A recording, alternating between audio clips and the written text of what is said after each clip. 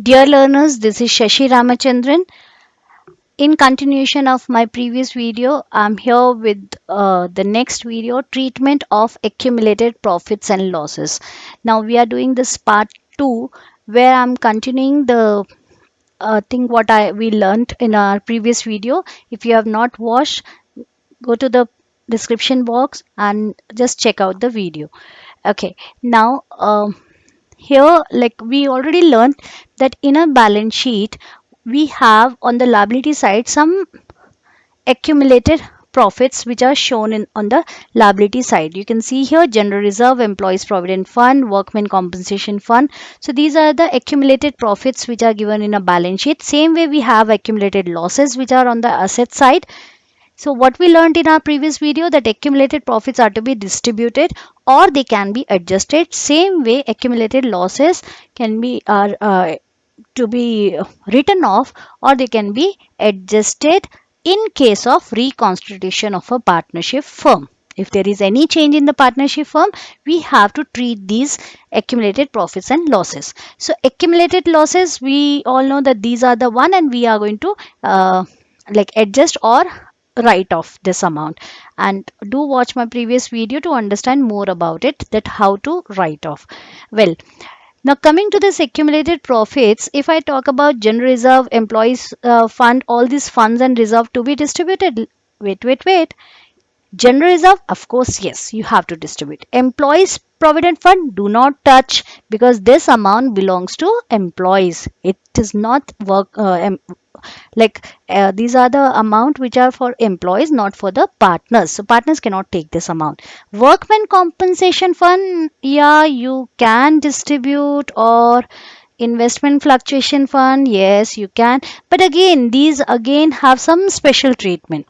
So let's understand which fund or reserve, or we can say which accumulated profits are to be clear cut distributed, are not to be distributed, or to be distributed in with a treated with a special care. Okay, so now we have these three. See, the one which says do not distribute, don't touch, and this says that yes, go ahead, distribute it, and this says that be careful while distributing. Okay, let's see.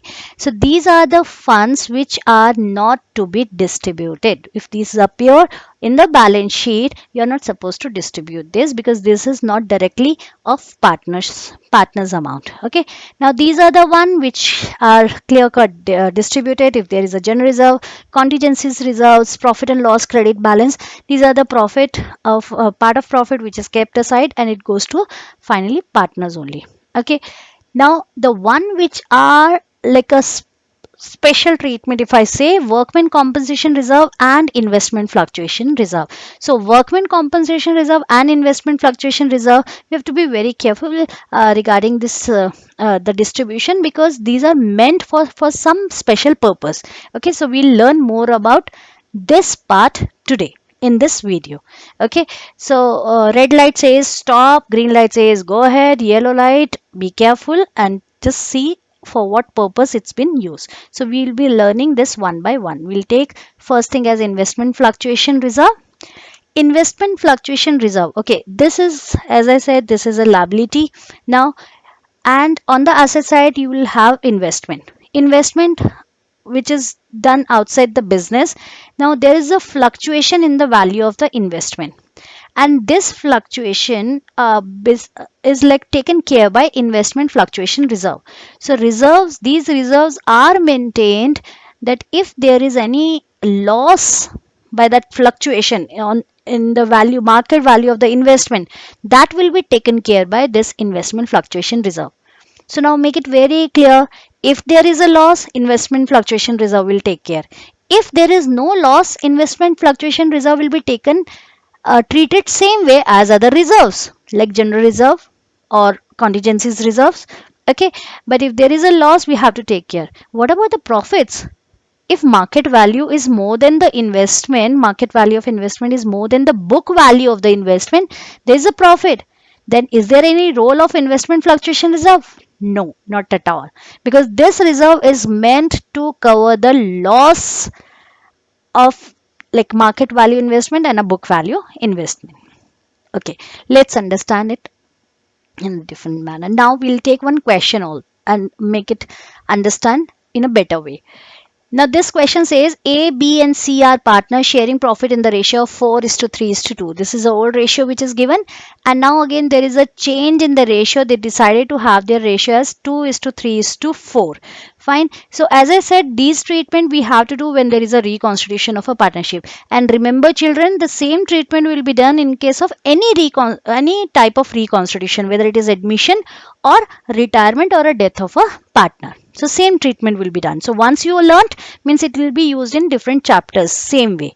Well, let's come to this thing. Now investment fluctuation reserve which is given in the balance sheet and extract also is given is 18,000 and the value of investment is 2 lakh. Now this value of investment is a book value of investment. Okay, and this reserve is meant to cover up the losses if any. Okay, on this investment. And if I talk about loss, that means the compared to the market value. So what is this? This is your book value given and you have to compare it with your market value. So these are the situation means or different cases. One of these cases will be given in the question and you have to handle it accordingly. Fine. Okay, now let's take it one by one. So I'll be starting with the first case here. So I have first case as,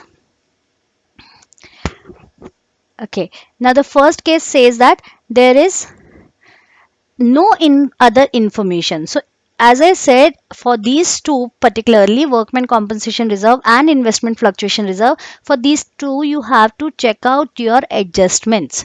So if there is no information in the adjustment, means here this amount 18,000 will be treated as a normal other reserves like general reserve. So it will be distributed as it is, because since no information means no loss. So if no loss, the purpose of investment fluctuation reserve is 0. So we are going to distribute this. So the journal entry which we are going to pass in this case 1, the journal entry will be investment, since this is going to be, sorry, investment fluctuation reserve. It's a liability. I'm cancelling, I'm distributing it by debiting the amount. Okay, reserve account debit to my partners A, B and C. So it's simple thing, being investment fluctuation reserve distributed. And I hope you remember that which ratio we are going to distribute it. Distribute it in the old ratio, because this reserve belongs to old partners. So they are going to take this reserve, and let's see what amount of reserve they are going to take. Here the amount is 18,000. So the ratio is 4 is to 3 is to 2. So that means 8,000, 6,000 and 4,000. So this is the amount, the way it is to be distributed. So it's a first case. Now the second case says that if the market value of investment is 2 lakh. So see the book value, it's also 2 lakh. Market value, it's also 2 lakh. So there is no loss. Again, no role of investment fluctuation reserve as to cover the loss. So it will be distributed. So I can say there that even in case 2, the journal entry will be same. So case 1 as well as case 2, it's same thing. Got it? Got the point? Moving ahead. Now third point says that if the market value of investment is 1,91,000. Now there is a twist. There is a loss. You can make out here what loss is there. There is a loss of 2 lakh of is a book value, 1,91,000 is a market value. We can easily see there is a loss of 9,000. Now my journal entry will be in case of third thing, investment. Okay, what amount of reserve I have? 18,000. So I can easily cover 9,000 of loss. So let's cover it. Investment fluctuation reserve account debit to. Okay, first step is I'm going to cover my loss. So I'm going to write here investment. Okay, remember students, try to understand again the concept here. Investment has a debit balance. When I'm going to reduce the value by 9,000, I'm going to credit it. Therefore it's like it is credited by 9,000 and I have a reserve of 18,000. Now 18,000 reserve, out of which 9,000 is used to cover the loss on investment. Okay, remaining amount I'm going to distribute among the partners. Okay, being investment fluctuation reserve distributed and covered the loss. Okay, now the remaining amount is 9,000. I'm going to distribute this among the partners in their old ratio. Fine, 4 is to 3 is to 2. So this is my journal entry for third case where there is a loss of 9,000. Now moving ahead to the next one. Next one says that there is a market value is 2,18,000. Now my amount is here 2 lakh. This is 2,18,000. I have a profit. Wonderful. If there is a profit, there is no need to cover the loss. Means of course. So investment fluctuation reserve doesn't have any like a role here to cover the loss. So it will be distributed. So in case 4, what we are going to do, investment fluctuation reserve is to be debited, and this again I'm going to debit and distribute among the partners in their profit sharing ratio. That is old profit sharing ratio, and I hope you got it that why it's like same thing, because we are not going to use it. We are not going to use this for to cover up the losses. So here it is being IFR distributed. Okay, one more thing, like we are going to take this profit also and investment value increase. So now at the time of reconstitution, a nominal account which we are maintaining to record our profit and loss is a revaluation account. So this 18,000 profit will go to revaluation, which is a nominal account, and nominal account rule says that debit all expenses and credit all gains. So I'm going to credit revaluation because it's a profit here, and my investment value of course will increase, so I'm going to debit it. So my another entry here will be investment account debit to record the profit of 18,000, and that is to be recorded in revaluation account. And children, you also have to pass an entry where this revaluation account is to be distributed among the partners in their profit sharing ratio. Fine.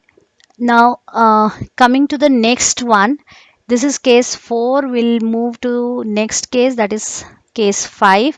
Case 5 says if the market value of investment is 1,73,000. Okay, now this says that I'll write it here, case 5. The last case says the market value is 1,73,000 and the book value of course we know 2 lakh. Now if you find out the difference here, the difference here is of like what amount of difference is there? Yes, it's 1,73,27,000. The difference is of 27,000. The loss is of 27. How much money do we have in reserves? Only 18,000. So first thing we'll use our reserves. Investment fluctuation reserves we are going to use to cover this loss of 27, but we can use this reserve to the extent of 18,000, or we can say that investment loss can be covered to the extent of 18,000 from our reserves amount, because we have that much of reserve. So this is one thing that we cover the being loss covered. Okay, recovered or covered in fact. Okay, now point here is this another thing. Now a remaining loss, that is of 9,000, where it will go? We have the valuation account where all the profit and losses are recorded. at the time of which occurred at the time of reconstitution of a partnership. So why we haven't recorded this 27 altogether in revaluation account? Very simple. Since we have something for that, we have investment fluctuation reserve to cover that loss. To this extent, we'll take out cover the loss from investment fluctuation reserve, and for the remaining one, we'll debit revaluation account. I hope you got it. Why I'm debiting? Because revaluation account is a nominal account. So debit all losses and expenses, credit all gains and income. So the investment loss, remaining loss will be covered or will be written recorded in revaluation, being investment decreased, value decreased. Okay, so here what is the loss amount left? 9,000. As I said, when revaluation is debited, you have to credit and distribute this among the partners in their profit, because this is a loss and this loss also has to be written off. This is only for the sake of cancelling this revaluation effect. Revaluation 9,000 loss, of course, will be borne by partners A, B, and C in their profit sharing ratio. So this is your journal entry for the same. Okay, so first step, we'll find out the loss amount, that is 27,000, and we have a reserve of 18. So investment loss to this extent will be covered from investment fluctuation reserve. Since there is no reserve left, so no distribution among the partners, and remaining loss will be covered through this revaluation account. It will be recorded in revaluation, and revaluation account losses and profits are to be transferred to capital account. So these revaluation loss will be again transferred to the capital account. So here I have debited revaluation, here I am crediting revaluation. So I hope you got this point here. Okay, coming to the next one. Like same way, like investment fluctuation reserve, we have workman compensation reserve, and this reserve is created to pay the compensation to the workers in case of an accident. So workmen, those who are working with us, if any accident occur, we have a separate compensation maintained by the business, some reserves maintained, that in case any such incident happens, we can compensate by through those reserves. Okay, so reserve has a importance, or you can say has some value when there is a any compensation claimed by any workman. Okay, if nothing is claimed, then this will be treated as a general reserve and distributed to the partners in their old profit sharing ratio. But in case there is no there is some reserves, of course the reserves some claim against this workman compensation reserve, first the claim will be settled down, and then remaining amount will be distributed to the partners. So I'm taking one question here. So this is a question given to me here. A and B are partners sharing the profit and losses in 3:2. They decided to share future profits and losses equally. I have taken the examples of change in profit sharing ratio, but I told you that the same thing can go with admission, retirement, and death. On that date, workmen compensation reserve appears in the balance sheet as 10,000. So this is amount which is there for workmen compensation reserves.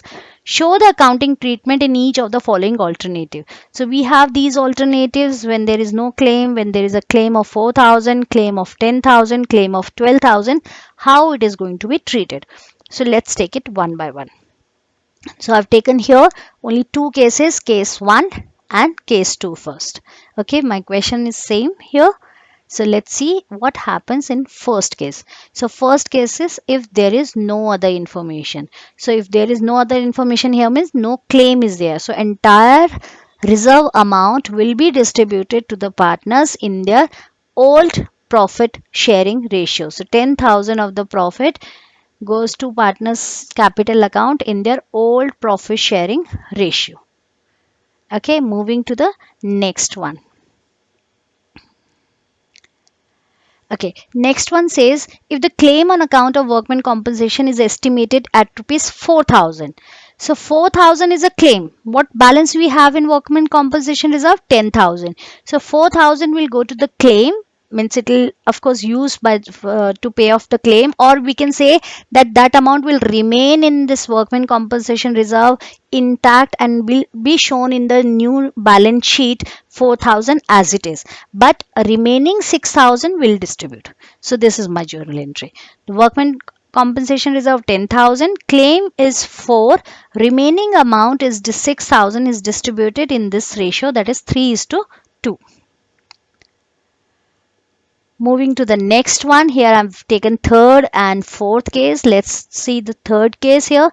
Third case says if a claim on account of workman compensation is estimated as 10,000, what amount of reserve do we have? 10. And what is the claim? 10. So entire amount go to the claim. Remember, here I'm debiting my workman compensation by, it's cancelled now, it's not like the account is closed, but new account is created. Now this is a liability, I'm crediting this, so claim on workman compensation reserve will be shown in a new balance sheet in again as a liability. So there is a claim, it's claimed by workman 10,000.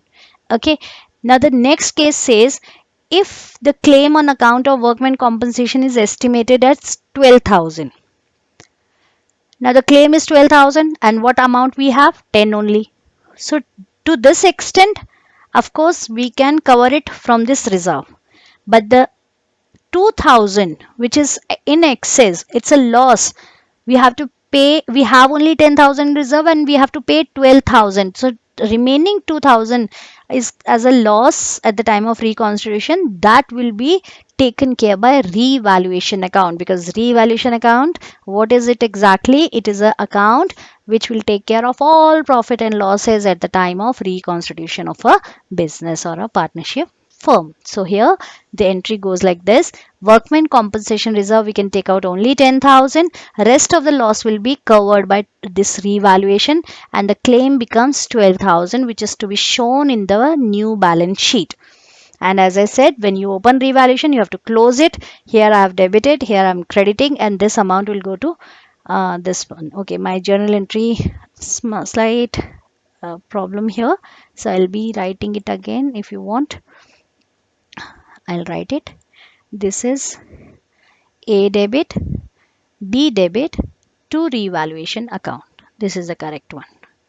Okay, just ignore the this one. Fine. So this is the thing how it is taken. So revaluation, here it is debited. So here I am going to credit the amount. I hope it's clear. Well, so have a recap here.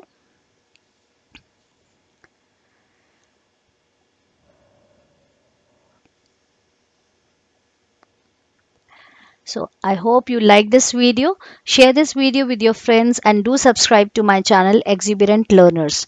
Also click on the bell icon to get the latest updates on my channel. Thank you.